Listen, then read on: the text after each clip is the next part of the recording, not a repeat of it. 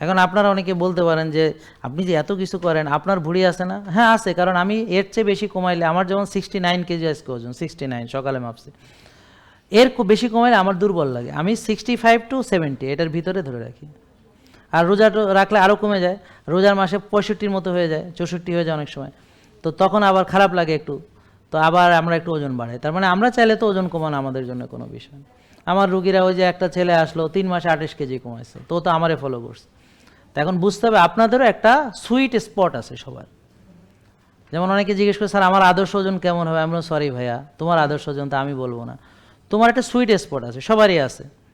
তা আপনি আপনার সুইট স্পট খুঁজে বের করবেন, বুঝলেন না কথা? যেমন ওনার সুইট স্পট ধরেন 65, 60 to 65 এর ভিতর উনি ওজন রাখার চেষ্টা করবেন।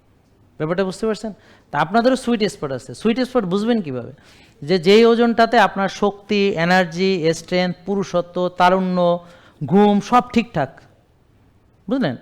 আর কিছু ওজন আছে আপনি কমাইয়ে একেবারে সিমসাই গেছেন, দেখতে মনে হয় কঙ্কাল, এখনই মাথা ঘুরে পড়বে, এটা আমাদের পছন্দ না। জেকে লাইফস্টাইল, ওষুধ মুক্ত সুস্থ জীবন।